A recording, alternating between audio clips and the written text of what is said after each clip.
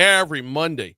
We have the privilege of getting caught up with the folks at the Louisiana Association of Business and Industry and their president and CEO, Will Green. He's on with us now. How are you, man? Brian, I'm doing well on this little chilly morning, Monday morning here in Baton Rouge. Good morning. It's so refreshing. So I left my house. I was actually running a little bit late this morning. I left my house at 4:45. And when I opened that door to the carport, and any day after April that you're not getting punched in the chest with humidity, it's just, it's going to be a good day. All things are starting off positive. You just breathe in some crisp air. It's a good thing. Man, I tell you what, man, it's a great way to start off a Monday. Absolutely. So how long does that last before we get to the Capitol? Yeah, no, exactly. We do have an interesting week, an exciting week with some good transportation bills coming up, and then part two of what could be a challenging week with some harmful carbon capture legislation, volume 2 coming up this week. And so never a dull moment down at the Capitol during session. Okay, so let's roll with carbon capture here, but I kind of have to dovetail this with a recent headline from Air Products. 150 jobs paying on average $93,000 a job being put on hold right now. How much is Air Products announcement related to the hesitation to embrace this technology?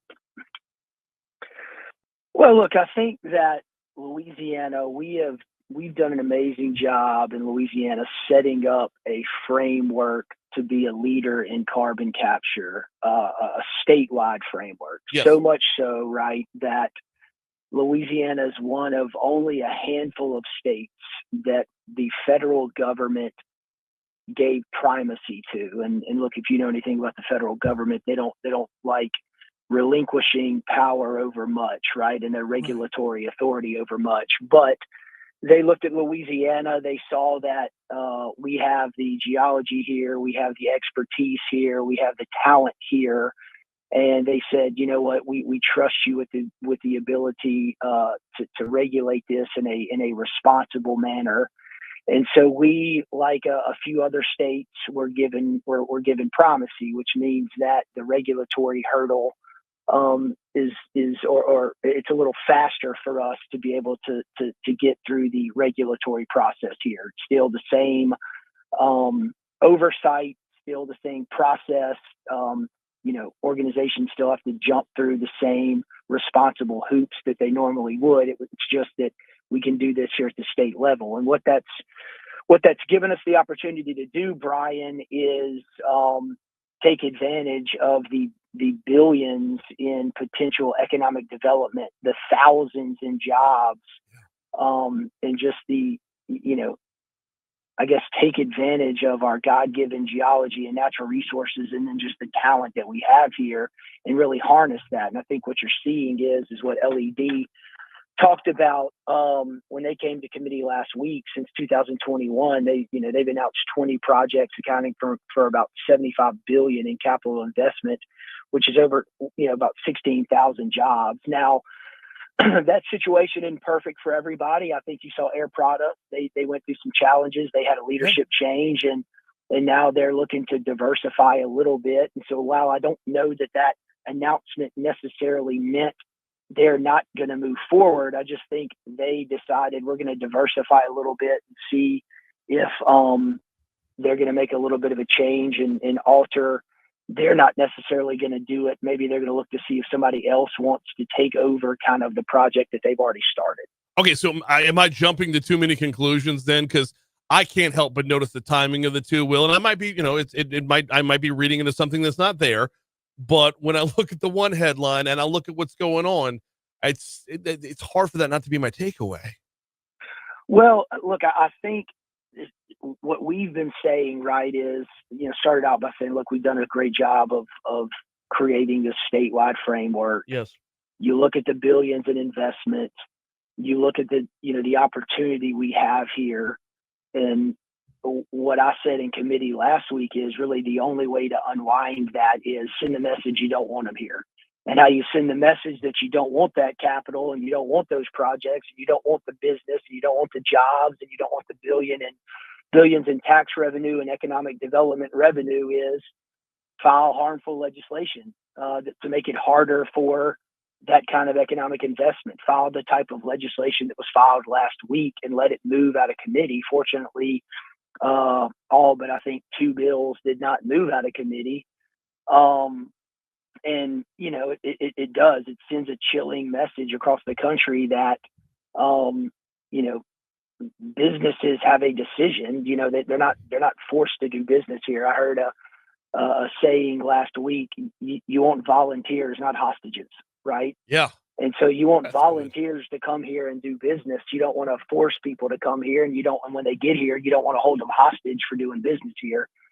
And so, the legislation that was filed last week would have sent a negative message that we want you to do business here, but only under a very strict, difficult set of rules.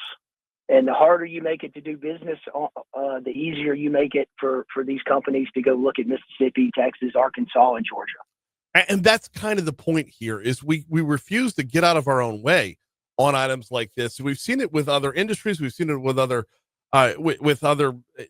businesses. And I don't know why we continue to do this. And it's not just the carbon capture front here, Will. I mean, if you wanted to talk about, ask those who are looking for homeowners insurance what it's like to not have people want to play in our backyard. It's just, and I know that's not an apples to apples comparison, but businesses aren't forced to do business anywhere. They can pack up and leave or just not show up at all.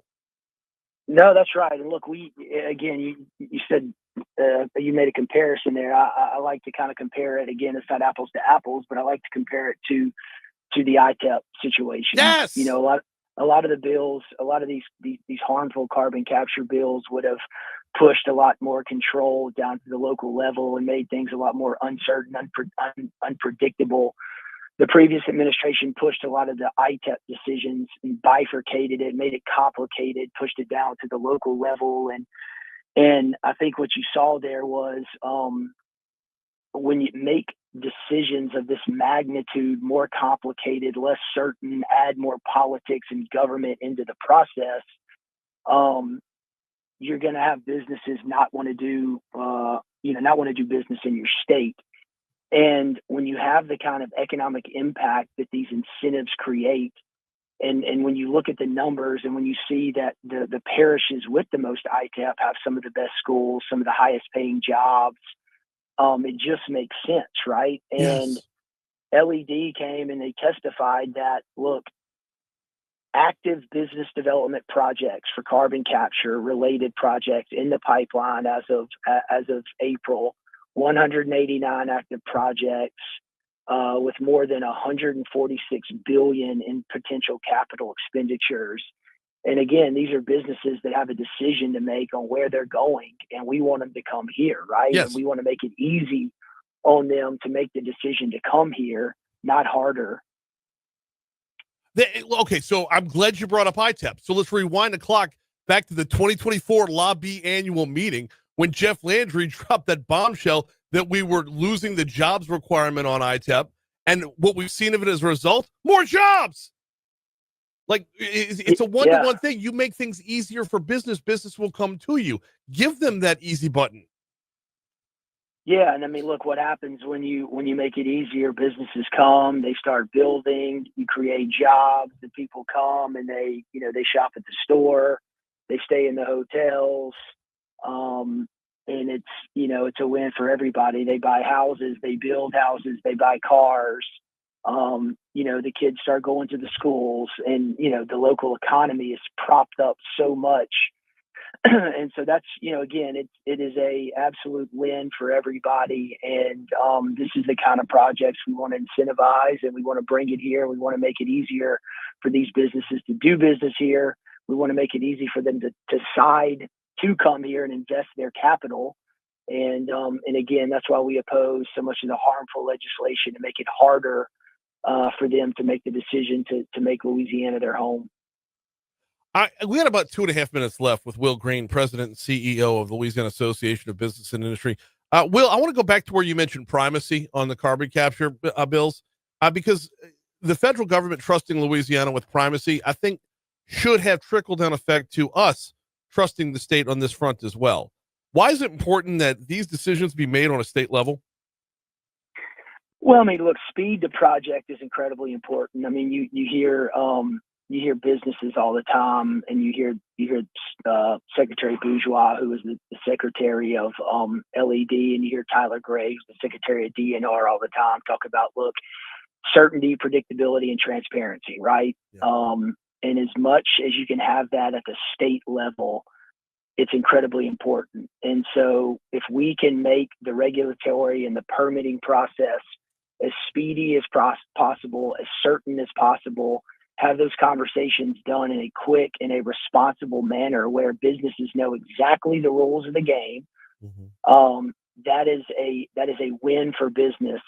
Because again, these are billion-dollar projects we're talking about. There's a lot of people that have to sign off on these things, and as quick as they can get them approved and get them going in a responsible and a predictable manner, the better. And that's why primacy and dealing with the state at the state level and not having to go to the feds and then the state and all these permittings and all these, regulatory process, the better. Now, again, that doesn't diminish the oversight. That doesn't diminish the responsibility that the company has to do this in the right way. Right. It just makes it more certain and more predictable.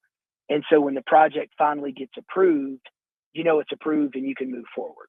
He is Will Green, President and CEO of the Louisiana Association of Business and Industry. We always appreciate the time, man. Thank you so much for hopping on board. Thank you, Brian.